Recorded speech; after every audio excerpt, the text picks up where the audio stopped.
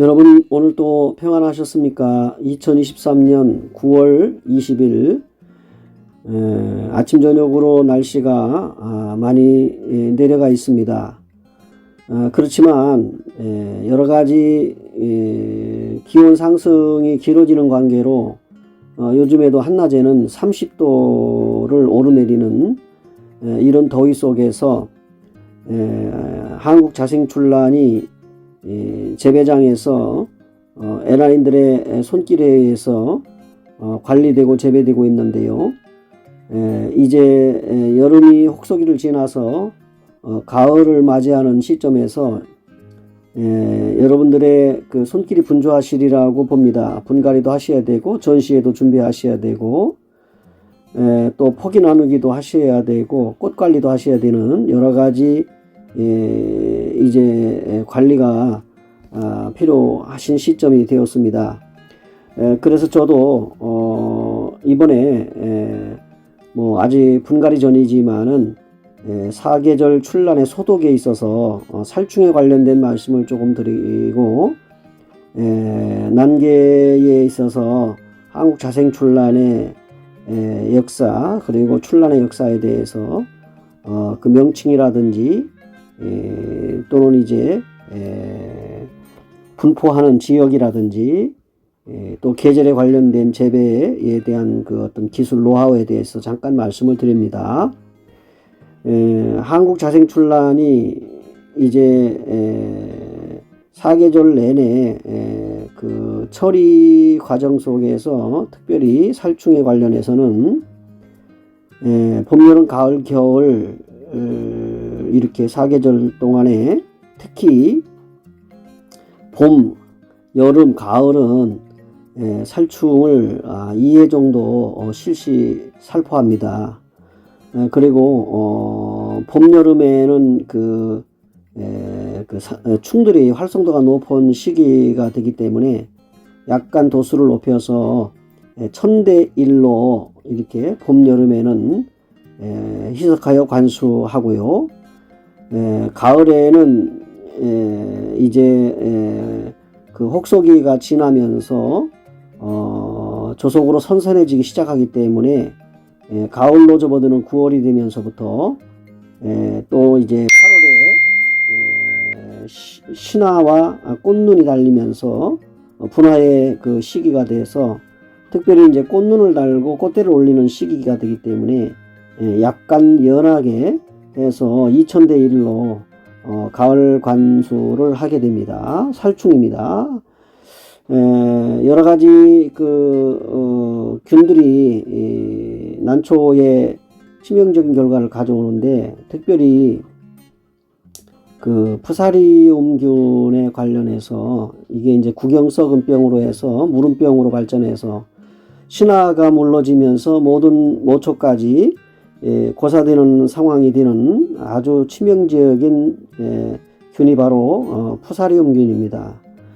이것은 이제 일단 예방 차원에서도 필요하지만 특히 처방을 하는 과정에서는 스포탁을 많이 사용합니다. 그리고 몬카트를 사용하는데 스포탁을 이제 뭐 1000대 1이나 내지는 상황에 따라서 2000대까지 이렇게 살균제 스포탁을 푸사리움균이 이미 침입한 난초들은 이제 각 분촉을 해서 관리를 침지를 해서 관리를 주기적으로 한 달 동안 약 한 7일 정도에서 이제 10일 사이로 이렇게 해서 집중적으로 관리를 하셔야 되고 뭐 예방으로도 봄에는 필요하지만은 신화가 올라오기 전에 그 다음에 가을에 필요한 것이 이제 스포탁입니다. 처방에 관련해서만 이제 저는 스포탁을 쓰고 있습니다. 그 다음에 두 번째 중요한 병이 이제 라이족토니아인데 이거는 이제 뿌리 썩은 병에 관련된 병이고 이 라이족토니아가 이제 뿌리가 까맣게 변한다든지 그 뿌리 안쪽에는 하얀데 뿌리의 겉이나 벌브 주변에 까맣게 탄화 현상이 일어나는 것입니다. 이것이 라이족토니아의 균에 의해서 발병되는 병입니다. 이 병은 처방에 있어서는 이제 오티바라든지 뭐 코리스라든지 뭐 이런 약들이 처방으로 사용이 됩니다. 침지입니다. 무조건 관련 병이 침입을 해서 문제가 발생하면 처방에 들어가고 이것을 이제 약 7일 주간으로 해가지고 한 달 동안 집중적으로 처방을 해줘야 됩니다. 그래도 살아날 가능성이 아주 희박하지만 그래도 처방을 해 주셔야 되고, 그 다음에 이제 예방 차원에서는 아까 스포탁 푸사리움균 예방 때처럼 주로 이제 봄에 5월달 전에 예방을 하셔가지고 그렇게 이제 여름나기를 하시면서 그래도 병이 발생하게 되면 이제 처방에 들어가는데 이때는 침지를 해가지고 치료를 한다는 것이고요. 그 다음에 이제 가을 계절이 되었잖아요. 지금 이제 가을로 접어들기 시작했는데 이때는 이제 여러 가지 상황이 발생하잖아요. 이제 꽃눈도 달게 되고 분갈이도 해야 되고 이런 상황이기 때문에 제가 직전에 올려드린 영상에서도 난초를 이제 손을 대기 시작하는 계절에 가장 병이 많이 올라붙고요. 균이 침입하고 이것이 이제 활성되는데 그게 이제 손에 균이 묻어 있는 손으로 이제 난초를 만지고 상처가 난 부위를 만지게 되고 기구가 상처 난 부위를 만지게 되죠. 그럼 되도록이면은 분촉을 해도 손으로 하시면 좋고, 손으로 안 될 경우에는 천상이 이제 가위라든지 라이프를 대게 되는데 이때는 반드시 균제를 담궈 놓고 쓰시면서 그 다음에 이제 마지막으로 이제 열 소독을 하셔야 됩니다. 라이터라든지 뭐 도치램프 같은 것들로 이렇게 소독을 잠깐 하셔가지고 그 다음에 이제 물에 식힌 다음에 바로 사용하시도록 그렇게 하시면 됩니다. 그리고 이제 출란의 가을 재배에 대한 말씀을 좀 드리면 출란은 이제 9월 달부터 시작이 되는데 가을 재배가 시작되는데요. 여름의 혹서기를 잘 이겨낸 대주들이 저기 이제 큰 포기를 얘기합니다. 보통 3, 4년 된 촉들이 한 대여섯 주 정도 이렇게 함께 4, 5분 내지는 3.5분, 3, 5분에서 키우고 있는 난초를 대주라고 합니다. 이 난초에 이제 신화도 생길 수가 있고 가을 신화라든지 또는 이제 꽃눈이 달려서 그것이 성장하면서 꽃대를 올리고 3월에 꽃을 피우는 그래서 8월 달에 이제 화분화가 되면서 9월 달, 10월 달 되면 꽃대가 어느 정도 성장을 하게 되잖아요. 그러면 보통 이제 조기 차광해야 될 부분들은 꽃을 확인하고 하면 늦습니다. 그래서 이 화분의 난초들은 꽃을 달 가능성이 아주 높다. 그러면 미리 사전에 수태를 씌워서 빛을 차광하시고 그 다음에 10월 초순경에 이렇게 그 수태를 제거해 보시고 꽃대가 올라오면 화통을 씌우고 화통 밑에 수태를 감고 그 수태가 흘러내리지 않도록 망을 씌웁니다. 이렇게 해서 관리를 이제 3월 달까지 또 2월 달까지 하시게 됩니다. 이렇게 해서 이제 가을 재배가 들어가고 그 다음에 이제 꽃을 달지 않은 난초들은 10월 달에 분갈이를 하는데 11월 초순까지는 분갈이가 끝나야 됩니다. 그렇게 하셔야 되고 그리고 이제 지금부터 이제 꽃 관리가 들어가면서 꽃을 달지 않은 난초들도 마찬가지겠지만 그 난초는 반음지 식물이고 수생식물이지 않았습니까? 그래서 벌브의 옆에 꽃눈이 이제 붙어가지고 올라올 때 이때는 이제 물을 좀 많이 줄 수 있도록 그렇게 하셔야 됩니다. 그래서 다른 포기도 완전히 물이 이렇게 줄 수 있도록 물을 끊기지 아니하고 말은 물주기가 딜레이 되지 않도록 꼭 물주기를 지키고 물을 주셔야 되고요. 그 다음에 10월 이후는 햇볕이 서서히 약해지잖아요. 빛이 약해집니다. 그렇기 때문에 그 난초들이 그 햇빛을 많이 받을 수 있도록 햇빛 차광했던 것을 다 거두시고 되도록이면 100% 햇빛을 볼 수 있는 방법으로 그렇게 난시를 개방하셔야 됩니다. 그리고 이제 하순이 되게 되면 10월 하순이 되게 되면 완전히 직사광선에 노출을 시켜도 아무 문제가 되지 않습니다. 그래서 가을빛은 비료와도 같습니다. 그래서 NPK 질소인산 카리가 중요하지만 햇빛도 아주 소중한 비료와 같은 것이다 하는 말씀을 드리니까 빛을 아끼시면 안 됩니다. 그 다음에 10월에 접어들면서 물 주기도 아침에 약간씩 이제 매일 접촉할 수 있다면 아침에 분무기로 이렇게 물을 살살살살 주시고요.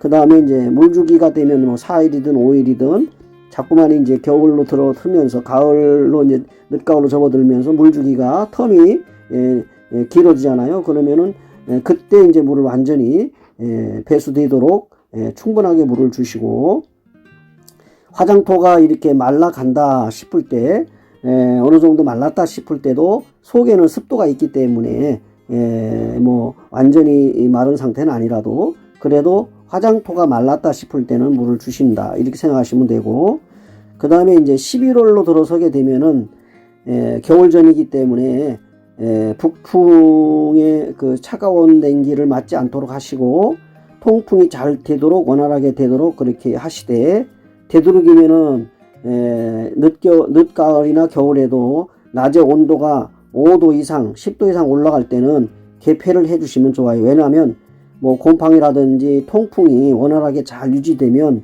그만큼 난초는 성장을 잘하고 건강하게 클 수가 있습니다. 그냥 겨울이 됐다고 해서 완전히 막아놓고 빛도 들어오지 않고 통풍도 안 시키면 곰팡이가 활성 높아집니다. 그것이 당분간은 죽지 않아도 결과적으로 봄이 되면서 여름이 되면서 그 균이 잠입해 있다가 결과적으로 모든 난초들에게 피해를 주게 되는 것이고, 신화로 잘 올라오지 않을 뿐더러 벌브 형성도 제대로 되질 않습니다. 그렇기 때문에 빛을 주되 온도를 잘 관리하셔야 되는, 겨울에는 온도 관리가 중요하죠. 그래서 냉해나 동해가 입지 않도록 무조건 영하로 떨어지면 안 됩니다. 즉 5도 이하로 떨어지면 안 되죠. 그래서 그렇다고 해서 20도 이상 막 올라가도 난초들의 생물이기 때문에 그 생리작용의 균형을 깨지게 되면은 여러 가지 부작용들이 나타나고 내년에 성장기 때 문제가 발생합니다. 그렇기 때문에 온도를 평균적으로 잘 유지해 주시고, 그래서 식물도 잠을 잘 수 있도록 해주고, 그 다음에 이제 서서히 2월로 3월로 접어들면서 눈을 뜨고 그 다음에 신화를 붙이고 성장하는 이런 과정을 패턴을 갖다가 일률적으로 갈 수 있도록 난실 관리를 잘 하셔야 되고요.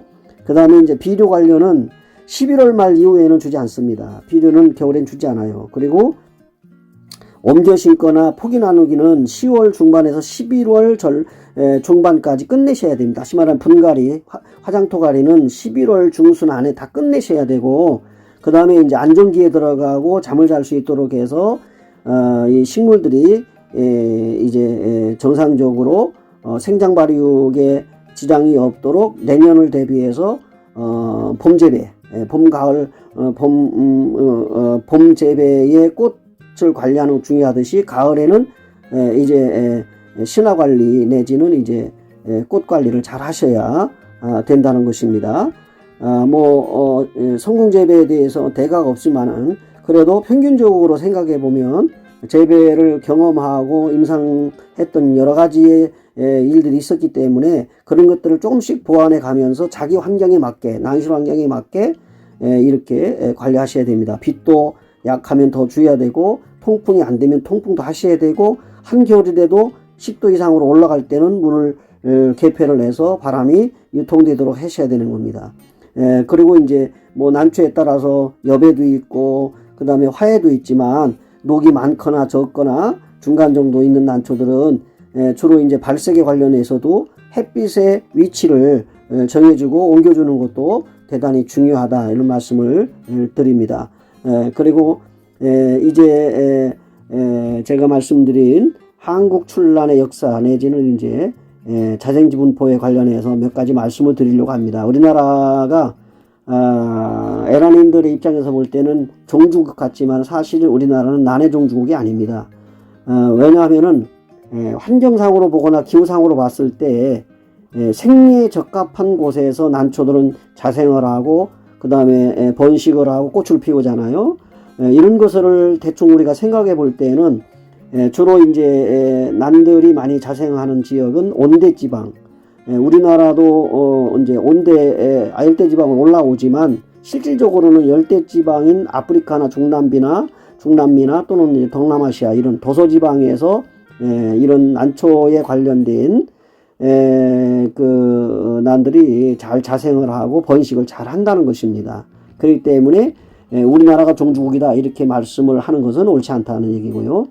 그리고 우리나라의 남부지방의 해안가 일대가 이제 난류가 흐르고 아열대성 기후가 형성이 되는 지역이기 때문에 특히 신비디움 중에도 동양란에 속하여지고 있는 이런 우리 출란에 관련된 난들은 주로 이제 제가 말씀드린 대로 열대지방이나 또는 이제 이런 온대지방에서 자라는데, 우리나라도 서서히 온도가 상승하고 있기 때문에 농사가 안 되던 곳에 농사가 되잖아요. 그와 같이 지금 도서지방이나 저쪽 남부지방에는 풍란도 발견이 되고, 진해반란이라든지 일부 구화라고 하는 것은 일경에 꽃이 여러 개가 피는 것, 일경다화를 얘기하죠. 일경구화.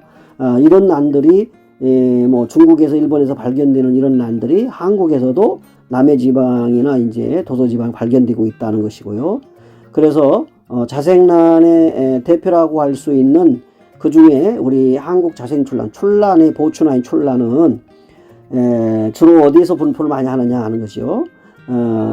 지금까지는 역사는 오래됐지만 실질적으로 보면 일본이나 중국, 대만, 우리나라에서 이제 분포도가 상당히 높습니다. 그래서 교류도 있고 수출도 하고 수입도 하고 뭐 이렇게 교환도 합니다. 그 다음에 이제 이 출란에 대해서 왜 괴링기라 했느냐는 얘기죠. 괴링기, 종속명이 괴링기인데 이 괴링기란 말이 어디서 나왔냐는 얘기예요. 이거는 일본의 나가사키에서 네덜란드의 괴링이라는 사람이 식물을 채집했던 겁니다. 그래서 그 사람의 이름을 따서 괴링기라고 하는 이름을 붙이게 된 겁니다. 그것이 1838년도 라이젠 바하가 막실리아 속으로 발표를 해서 1852년 본속으로 규정이 됐어요. 분류가 됐습니다. 그래서 괴링기라는 말을 쓰게 된 거고, 그래서 꽃을 피우는 시기가 출란은 봄이기 때문에 봄춘자를 써서 보통 일본이나 중국이나 우리나라는 공통적으로 출란이라 이렇게 이름을 붙입니다. 쓰는 것이지요. 괴링기라는 말은 이제 사람의 이름으로서 종속명이고, 실질로는 이제 우리가 통성적으로 출란이라 이렇게 하는 거예요. 그래서 출란이라는 춘자가 들어가는 것은 봄의 꽃을 피우기 때문에 그 하이라이트인 꽃 피는 시절과 시기를 얘기해서 출란이라 이렇게 하는 것입니다. 출란에 대한 최근의 보고를 보게 되면은 1910년도에 출란이 뭐 이렇게 시작되었다라고 하는데, 사실은 1910년도가 아니라 1100년도 1910년도가 아니라 1100년도쯤에서 알려지고 이게 여러 문서에 기록되어 있다는 겁니다. 오래전부터 우리 선조들이 쓰던 파한집이라는 곳에도 1152년에서 1220년도에 있었던 파한집에도 기록이 되어 있고, 이규보의 동국이상국집이라는 1168년에서 1241년도에 기록된 동국이상국집에도 나와 있고, 또 일련의 삼국유사 1206년, 1289년도에 삼국유사에도 기록되어 있고, 또 강연의 청천양화소기록이라고 하는 기록서에도 1417년에서 1464년도에 기록되어 있는 고전식물로 알려진 출란입니다. 분포도를 보게 되면은 경기도 웅진군 백령도 어청도에도 있고, 충남에서는 태안반도 서산이나 천안이나 성남에도 있고, 전북의 완주군 소양면에도 많고, 성주군 가야면, 경북의 달성군 팔공산, 안동, 포항, 울릉도까지 남부지방에 주로 자생하고 이제 분포도가 확산되어져 가는 과정이 있습니다. 그리고 겨울철 1월의 평균 기온이 영하 4도씨 이상, 이상 8월의 평균 기온이 26도 이하가 되는 그런 지역, 즉 온난하고 습도가 풍부하며 통풍이 잘 되는 소나무나 참나무가 혼재되어 있는 이런 곳에서 자생을 한다 이렇게 되어 있고요. 그 다음에 이제 소나무림이 있는 곳으로서 남경사면의 대소 건조한 지역에 주로 많이 분포를 하는데, 북경사면이나 토양이 그 수균한 곳, 습도가 높고 음달인 지역에서는 거의 분포하지 않습니다. 남부의 해안지방은 전체적으로 보면 그 방위에 있어 가지고 관계없이 뭐 음달이든 양달이든 전체적으로 잘 분포하고 있는 것 같습니다. 그만큼 남부지방이나 도서지방에는 그 난초가 성장하는데 상당히 그 활성도가 높다 하는 것입니다. 여러분 오늘 또 여러 가지 다양한 그 난초에 관련된 이야기들이 많지만 영상을 올리면서 관련된 사진이나 영상은 제가 첨부하지는 못하고 있으나 말씀으로만 제가 알고 있는 상식에서 또 배우고 보고 책으로 이렇게 기록되어 있는 내용들을 여러분들에게 한 번에 이렇게 설명하고 알려드리면서 조금씩 출란에 대해서 관심을 가져주시고 또 재배를 하시게 되면 도움이 되시기를 바랍니다. 오늘 또 함께 해주신 여러분들에게 감사를 드립니다. 다음 영상을 또 준비해 보도록 하겠습니다. 고맙습니다.